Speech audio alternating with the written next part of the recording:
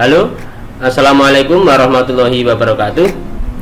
Selamat pagi siswa-siswi kelas 3 yang berbahagia. Berjumpa kembali dengan saya Pak Rifan, guru kelas 3. Pada kesempatan kali ini Pak Rifan akan mengajak kalian semua untuk membahas soal ulangan kelas 3 tema 1 subtema 1 ya. Jadi tema 1 ini adalah pertumbuhan dan perkembangan makhluk hidup, subtema 1 adalah ciri-ciri makhluk hidup. Soal ini sudah kita ujikan ya, kemarin kita sudah jadikan sebagai soal ulangan harian dan tentu kalian sudah mengetahui nilai masing-masing. Namun pada kesempatan kali ini Pak Rifan akan membahas bersama-sama dengan kalian. Mari kita mulai. Bismillahirrahmanirrahim. Oke, yang pertama kita harus mengisi data nama lengkap dulu ya. Ini nama lengkapnya, ini sekedar contoh. Saya tulis M. Rifan Fajrin ya. Kelasnya saya ketik 3A ya, saya wali kelas 3A. Nomor absennya saya pilih 0 saja ya, sebagai contoh. Oke, selanjutnya kita menuju ke halaman soal. Yang pertama kita kerjakan adalah soal PPKN KD 3.1. Nomor 1, Dito adalah anak yang selalu bersyukur. Sebagai tanda syukurnya, sebelum dan sesudah makan Dito selalu titik-titik. Apakah A berdoa, B diam, C berdiri, D mengobrol. Nah, ini tentu berdoa ya, ini mudah sekali. Sebelum dan sesudah makan kita harus berdoa ya. Termasuk ini Dito sebagai ungkapan rasa syukur kita atas nikmat pemberian Tuhan Yang Maha Esa kepada kita semua berupa makanan. Selanjutnya nomor 2, Rahman bersyukur memiliki keluarga yang sehat dan bahagia. Wujud syukur Rahman di dalam keluarga adalah saling titik-titik. Nah, ini di dalam keluarganya ya, saling, apakah A mengejek, B tidak peduli, C menyayangi, D bertengkar. Nah, ini tentu saja saling menyayangi ya, sebagai rasa syukur kita saling menyayangi, saling rukun terhadap saudara-saudara kita ya, kakak dan adik ya. Kita bermain bersama, tidak boleh saling mengejek atau bertengkar ya. Ini adalah wujud syukur kita di dalam lingkungan keluarga. Baik, untuk soal nomor 3, sebagai wujud syukur kepada Tuhan, sebaiknya kita titik-titik. Apakah A suka membantah orang tua, B tidak mengerjakan PR dari guru, C membiarkan adik bermain sendiri, D selalu berdoa sebelum dan sesudah makan.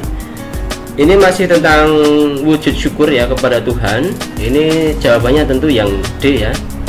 Jadi 3 soal ini semuanya mudah ya, semuanya mudah sekali. Kita hanya perlu teliti dalam mengerjakan soal ya, jangan sampai kita salah memilih ya.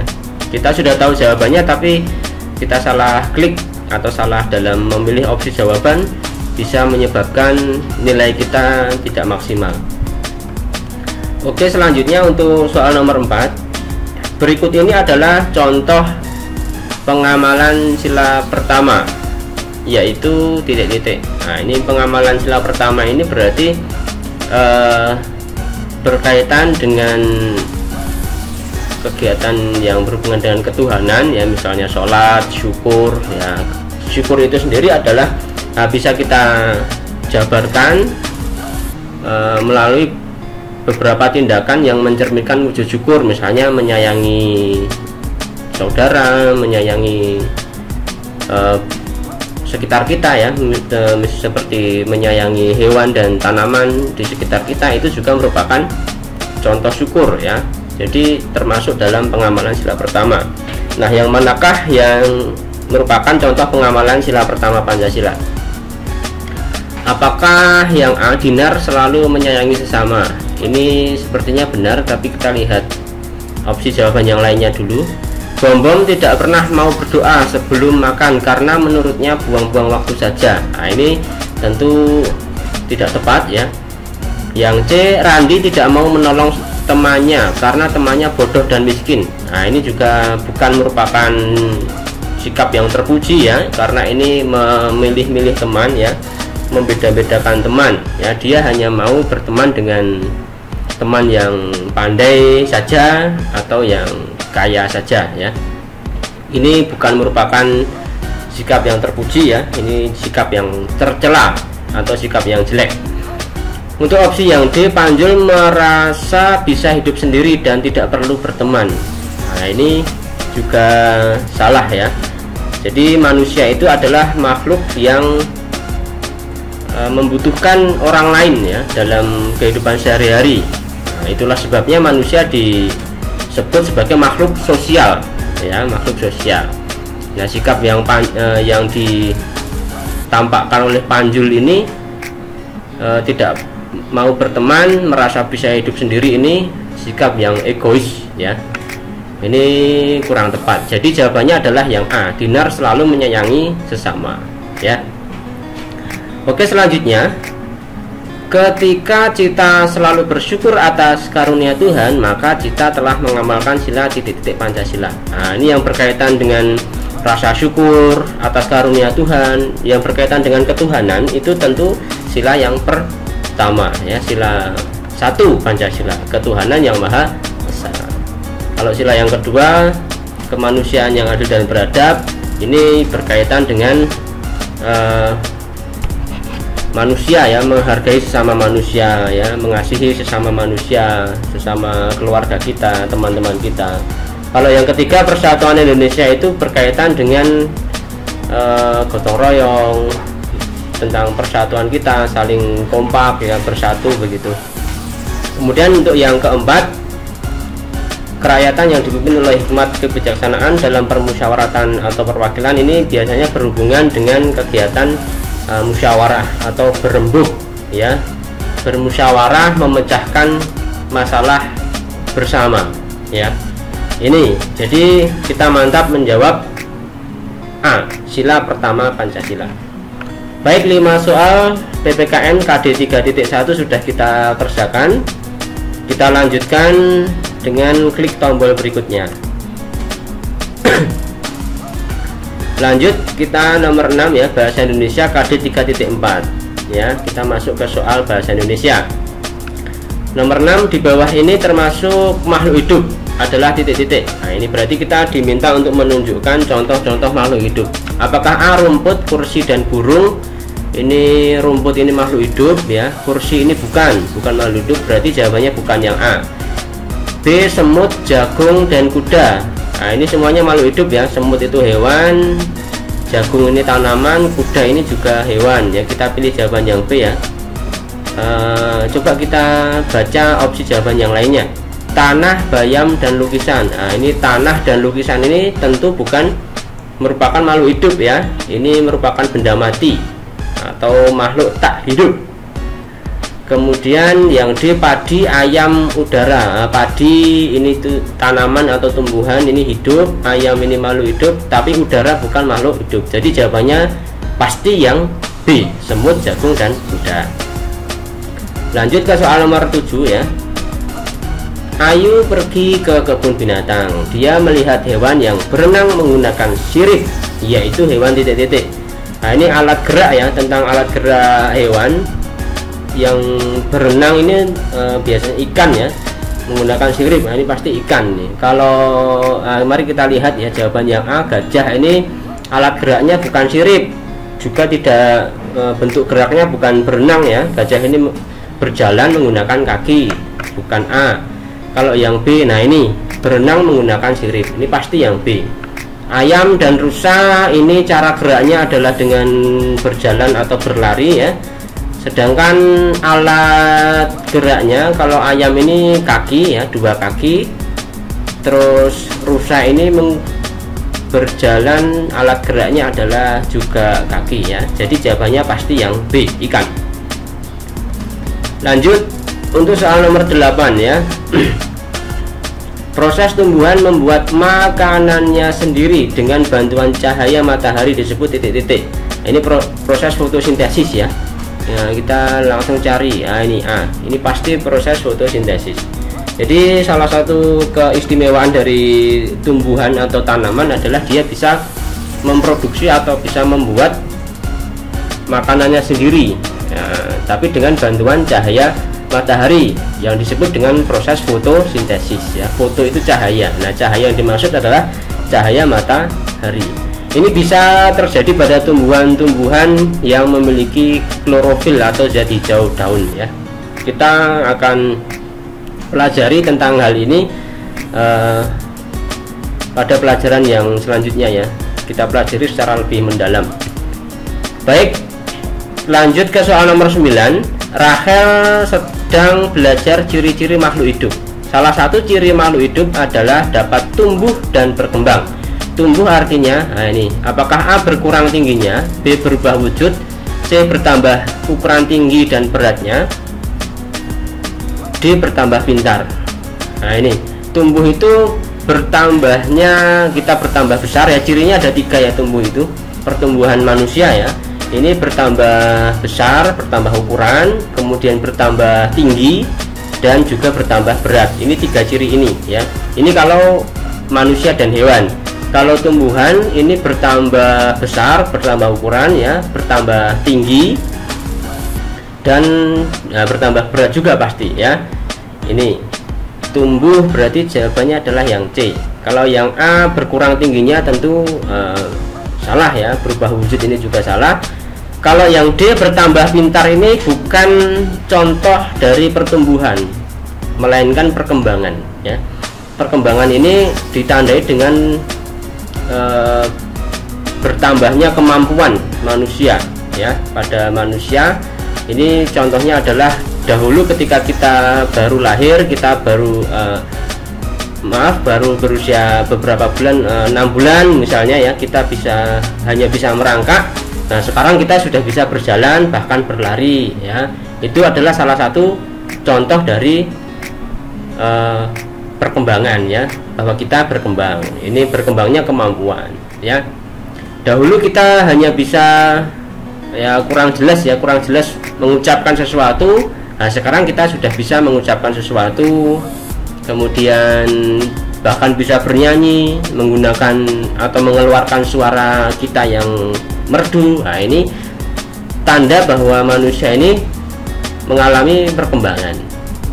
Sedangkan pada tumbuhan, perkembangan tumbuhan itu ditandai dengan kemampuan tumbuhan untuk beradaptasi. Misalnya pohon jati menggugurkan daunnya ketika musim kemarau begitu ya. Pada musim kemarau pohon jati menggugurkan daunnya untuk mengurangi penguapan sehingga tidak kering. Nah, begitu ya. Nah, ketika musim kemarau sudah berakhir, ketika musim hujan tiba, daun-daun pada pohon jati ini kembali rimbun. Nah, ini merupakan contoh dari perkembangan tumbuhan pada tanaman ya.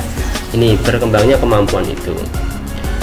Selanjutnya nomor 10 ya, soal terakhir pada pelajaran bahasa Indonesia. Ikan bernapas dengan menggunakan titik-titik. Nah, ikan ini bernapas dengan menggunakan insang ya. Jawabannya tentu yang B ya, insang. Kalau trachea ini merupakan alat pernapasan dari serangga ya, misalnya jenggrek atau belalang ya. Kalau paru-paru, jawaban yang C ini, paru-paru ini merupakan alat pernapasan dari mamalia ya. Mamalia misalnya adalah manusia, kemudian kucing, anjing dan sebagainya. Ini merupakan alat pernapasan mamalia ya. Kalau sirip ini dimiliki oleh ikan tetapi bukan merupakan alat pernapasan ikan. Sirip ini adalah alat gerak dari ikan. Oke, selanjutnya kita sudah selesai mengerjakan soal bahasa Indonesia. Lanjut kita klik berikutnya. Kita kerjakan soal ya matematika KD 3.1. Jojo ingin membeli sebatang es krim dengan harga 7.500. Nama bilangan 7500 adalah ini 7500 ya. kita cari 7.500, apakah A? 750 ini salah, 7.500 yang B ya, 7.500 yang B. Oke, kalau yang A 750 ini 750 ya, kalau yang C 7.500, nah ini juga salah ya, tuh yang D 7.050. Nah 7.050 itu 7.050 ya. Oke, lanjut untuk yang nomor 12. Lambang bilangan dari 4.986 adalah titik-titik ya. 4.000 berarti ribuannya 4. Jawaban yang A pasti salah ya. Yang B, C, D ini 4 semua. Sekarang ratusannya berapa ini? 900. 900 berarti B dan C ya. Yang D pasti salah, tinggal B dan C yang benar ya. 4.960 986 berarti yang C, 4.986 C ya, jawabannya yang C. Kalau yang B itu 4.968 ya. Lanjut soal nomor 13. Pada bilangan 6.473 angka pada nilai tempat ratusan. Nah ratusan berarti yang ketiga dari kiri ya. Kalau dari kiri ini satuan, kemudian puluhan, satuannya ini 3, puluhannya 7, ratusannya berarti 4 ya, 4 B. Sedangkan 6 ini adalah ribuan ya. Oke, selanjutnya nomor 14. Perhatikanlah bilangan berikut ini: 5.500, 6.500, titik-titik, 8.500, titik-titik. Bilangan yang tepat untuk melengkapi bagian yang rumpang. Bagian yang rumpang itu bagian yang kosong ya. Ini berarti kita hitung selisihnya. Dari 5.500 ke 6.500 ini berarti selisih 1.000 ya. Selisih 1.000 berarti setelah 6.500 itu 7.500, dan setelah 7.500 ini 8.500 berarti 9.500. Jawabannya adalah 7.500 dan 9.500. Yang mana ini? Yang A berarti ya, 7.500 dan 9.500. Lanjut ke soal terakhir nomor 15. Bilangan 5435, 5435 dan 2411 bila dijumlahkan hasilnya adalah titik-titik. Nah kita masuk pada materi penjumlahan bersusun tanpa menyimpan ya. Baik, kita mulai dari, kalau kita jumlahkan kita mulai dari satuannya dulu. 5 tambah 1 ini 6 ya, berarti yang belakangnya 6. Nah ini yang C, belakangnya 6 ya. Terus 3 tambah 1 ini 4, 4 tambah 4 ini 8, 5 tambah 2 7 ya. Nah ini kita lebih baik sebaiknya itu menggunakan kertas untuk orek-orekan ya, untuk menghitung ya, tidak mengawang-awang seperti ini. Tidak masalah, ini hanya sekedar contoh pembahasan saja ya. Kita lanjut ke soal berikutnya, yaitu soal SBDP. Oke, untuk SBDP KD 3.2 ya. Nomor 16, lagu Cicak di Dinding diciptakan oleh Cicak di Dinding itu oleh Pak Ate Mahmud ya. Ate Mahmud ya. Cicak di Dinding itu lagu yang sangat populer, sangat terkenal ya. Hampir semua anak kecil yang usia TK itu sudah hafal ya. Jadi saking populernya itu kadang-kadang dituliskan NN ya, tidak diketahui atau katakanlah no name begitu ya. Tapi sebenarnya adalah Pak Ate Mahmud ya. Baik, nomor 17, jika ada tanda strip. Nah ini strip kecil begitu yang pendek, ini artinya punyanya dengan bunyi yang pendek ya, yang A. Kalau agak panjang ini berarti yang panjang. Nah ini adalah kita masuk ke pelajaran pola irama pada lagu ya. Kita sudah bahas pada video saya ya, ada di video saya di channel ini. Nah, sudah kita bahas ya dulu. Oke, selanjutnya untuk nomor 18, pembuatan pola irama pada lagu bisa dilakukan dengan ini, dengan memberi simbol panjang, bunyi panjang dan pendek ya. Seperti nomor 17 nih. Ini kita kasih tanda pendek ini seperti ini. Ya, kalau agak panjang ini berarti bunyi yang agak panjang. Ini jawabannya adalah A ya. Memberi simbol pada bunyi panjang dan pendek.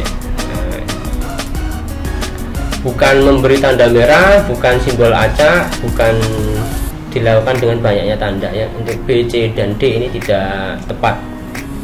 Oke, nomor 19, di pucuk pohon cempaka burung titik-titik berbunyi bersiul-siul sepanjang hari dengan tak jemu-jemu. Ini adalah lirik lagu pada lirik lagu yang berjudul ini burung ketilang ya. Di pucuk pohon cempaka burung ketilang berbunyi bersiul-siul sepanjang hari dengan tak jemu-jemu. Nah, ini ya bukan burung merpati, apalagi ini apa nih, burung lovebird ya, ini bukan ya, bukan burung kakak tua juga ya. Oke, kita lanjut ke soal nomor 20 ya, soal terakhir. Lagu di atas diciptakan oleh, nah lagu di atas berarti yang dimaksud adalah lagu burung ketilang ini ya. Ini diciptakan oleh Ibu Sud ya. Ibu Sud ini kalau tidak salah, Ibu Sud ya, ya Ibu Sud. Ini diciptakan oleh Ibu Sud. Ya, kita sudah selesai mengerjakan 20 soal ya. Ini kita sudah selesai, kita mantap ya. Sudah kita kirim jawaban kita. Berapakah hasilnya? Tanggapan Anda telah direkam. Kita lihat skornya. Apakah betul? Apakah benar semua? Kita tunggu sebentar, loading, masih loading ya, proses loading ya. Kita mendapatkan poin total 100 ya. Baik, anak-anak siswa-siswi kelas 3 yang berbahagia, demikianlah pembahasan soal ulangan kelas 3 tema 1 subtema 1 ya. Saya ucapkan selamat kepada para siswa yang telah mendapatkan nilai sempurna, yang mendapatkan nilai 100, dan saya berpesan supaya kalian tetap belajar, supaya pada ulangan-ulangan berikutnya kalian tetap mendapatkan nilai yang bagus ya, bisa mempertahankan prestasi tersebut. Dan bagi siswa-siswi yang belum mendapatkan nilai maksimal, yang masih kurang memuaskan, jangan berkecil hati ya, tidak usah menyerah, tidak usah terlalu bersedih.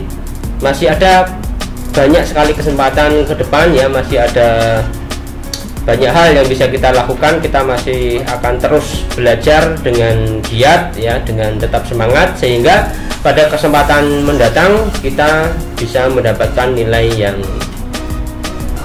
maksimal, yang membahagiakan kita, yang menggembirakan ya. Baik, mungkin itu dulu, mudah-mudahan bermanfaat. Saya akhiri kesempatan kali ini ya. Sampai jumpa pada video yang lainnya, masih bersama Pak Rifan ya. Oke, wassalamualaikum warahmatullahi wabarakatuh.